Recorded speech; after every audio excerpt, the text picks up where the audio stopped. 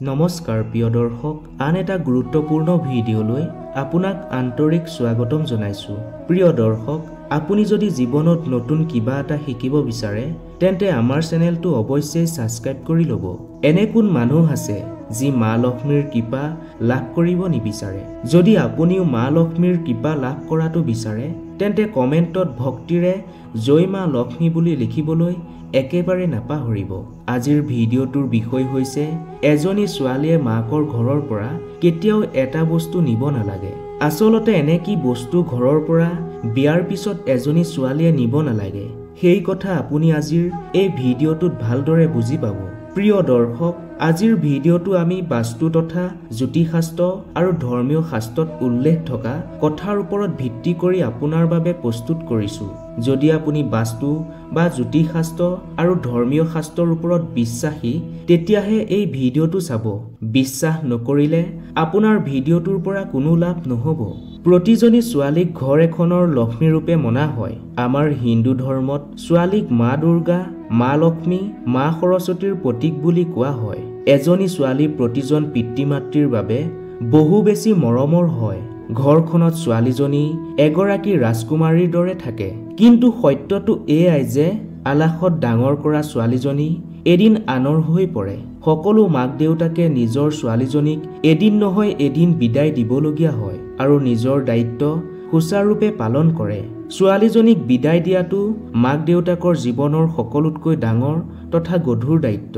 ছোৱালীজনীৰ কাৰণে এখন ভাল ঘৰ, এজন ভাল স্বামী বাছনি কৰা, তাই বিয়াৰ বাবে সকলো ধৰণৰ যোগাৰ সঠিকভাৱে কৰা, ছোৱালীজনীক বিদায়ৰ সময়ত যাতে কোনো ধৰণৰ ত্ৰুটি ৰৈ নাযায়, এই সকলো কথা ভালদৰে ধ্যান দিয়াটো মাক দেউতাকৰ বাবে বহুত জৰুৰী হৈ পৰে। ইয়াৰ উপৰিও ছোৱালীজনীক যিখন ঘৰলৈ উলিয়াই দিব সেইখন ঘৰৰ প্ৰতিজন সদস্যই সন্তুষ্ট হ'ব পৰাকৈ ছোৱালীজনীৰ লগত সকলো ধৰণৰ সা সম্পত্তি দি তাইক আৰু তাইৰ স্বামীক সন্তুষ্ট কৰিব পাৰিবনে নাই তাৰো চিন্তা মাক দেউতাকৰ মূৰতেই থাকে।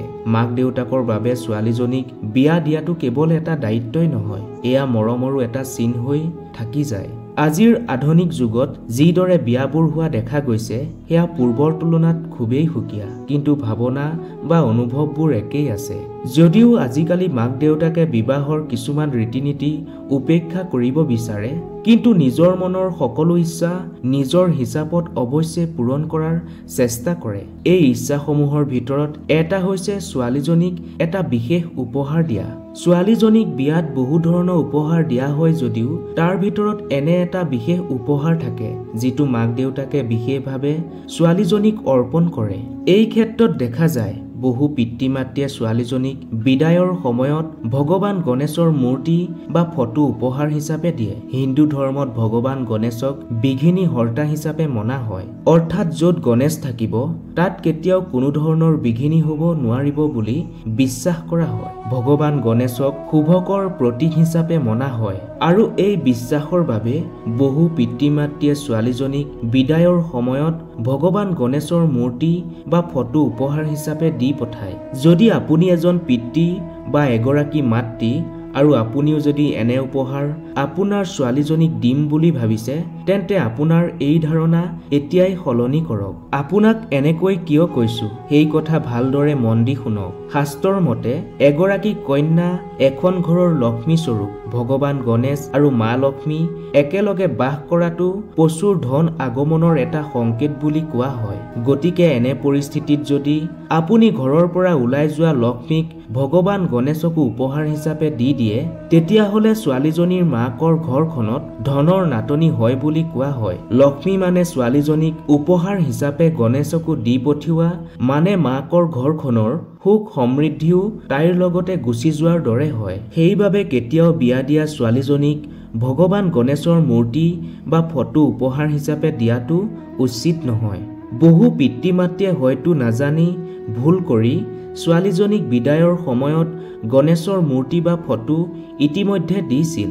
হয়তো এনে কৰাৰ বাবেই বহুতেই দৰিদ্ৰতা অৰ্থ সংকটৰ সন্মুখীন হ'বলগীয়া হৈছে। এতিয়া প্ৰশ্নটো হৈছে যে ইতিমধ্যে গণেশৰ মূৰ্তি বা ফটো দিয়াসকলৰ হাতত এতিয়া কি উপায় আছে, কিদৰে এই ভুলৰ শুধৰণি কৰিব পৰা যাব। এনে পৰিস্থিতিত আপুনি এটা কাম কৰিব পাৰে। যদি বিয়াত ছোৱালীজনীক গণেশৰ মূৰ্তি বা ফটো দিছিল, তেন্তে ছোৱালীজনীৰ পৰা এতিয়াই আপুনি উপহাৰ হিচাপে ভগৱান গণেশৰ কোনো মূৰ্তি বা ফটো বিচাৰি লওক। এনে কৰাটো আপোনাৰ বাবে শুভ বুলি বাস্তুশাস্ত্ৰই কৈছে। অৰ্থাৎ যেতিয়া আপোনাৰ বিয়া হৈ যোৱা ছোৱালীজনীয়ে ভগৱান গণেশৰ মূৰ্তি বা ফটো উপহাৰ হিচাপে আপোনাক দিব, তাৰ পিছৰে পৰা পুনৰ আপোনাৰ ঘৰখন ধন ধানেৰে ভৰি পৰিব আৰু মা লক্ষ্মীয়ে ঘৰত স্থায়ীভাৱে বাস কৰিব। যদি কোনোবাই নতুন মূৰ্তি বজাৰৰ পৰা কিনি আনিব বিচাৰে, তেন্তে তেওঁলোকে কিছুমান দিশত ধ্যান দিয়াটো খুবেই জৰুৰী। গণেশৰ মূৰ্তি কিনাৰ সময়ত আপুনি গণেশৰ শুৰ কোন দিশে আছে সেইটো লক্ষ্য ৰাখিব। ভগৱান গণেশৰ মূৰ্তিত শুৰডাল যাতে বাওঁফালে থাকে সেইটো অৱশ্যেই ধ্যান ৰাখিব। অৱশ্যে সোঁফালে শুৰ থকা গণপতিৰ মূৰ্তি ঘৰলৈ আনিব নালাগে বুলি আমি ক'ব খোজা নাই। এনে মূৰ্তিও আপুনি কিনিব পাৰে, কিন্তু সোঁফালে শুৰ থকা গণেশক পূজা কৰাৰ বিধান একেবাৰে সুকীয়া হয় আৰু যদি সঠিকভাৱে সম্পূৰ্ণ বিধি বিধানেৰে পূজা কৰা নহয়, এনে অৱস্থাত আপোনাৰ হিতেই বিপৰীতহে হ'ব পাৰে। সেইবাবে এনে মূৰ্তিৰ পৰিৱৰ্তে বাওঁফালে শুৰ থকা মূৰ্তি অনাটোৱে আপোনাৰ বাবে ভাল হ'ব। ইয়াৰ উপৰিও যদি আপুনি গণেশৰ মূৰ্তিৰ পৰিৱৰ্তে এখন ফটো দিম বুলি ভাবিছে, তেতিয়াও এটা কথা ধ্যান দিব যাতে সেই ফটোখনৰ দৈৰ্ঘ্য 18 ইঞ্চিৰ কম নহয়। যদি আপোনাৰ ঘৰত ভগৱান গণেশৰ ভঙা চিঙা মূৰ্তি আছে বা ফটা ফুটা থকা ফটো আছে, নাইবা যদি এনেই শোভা বৰ্ধনৰ কাৰণে কোনোবাই ঘৰত গণেশৰ মূৰ্তি বা ফটো ৰাখিছে, তেন্তে এনে মূৰ্তি বা ফটোত কেতিয়াও পূজা কৰিব নালাগে বুলি কোৱা হৈছে। ঘৰ এখনত সুখ শান্তি বৰ্তাই ৰাখিবলৈ হ'লে ঘৰখনত ভগৱান গণেশৰ শুভ্ৰ ফটো বা মূৰ্তি ৰখাটো শুভ বুলি বিশ্বাস কৰা হয়। প্ৰিয় দৰ্শক, যদি কোনোবাই এনেই আন কাৰোবাক উপহাৰ হিচাপে গণেশৰ মূৰ্তি বা ফটো দিব বিচাৰে, তেন্তে যিকোনো ধৰণৰ মূৰ্তি বা ফটো দিব পাৰে।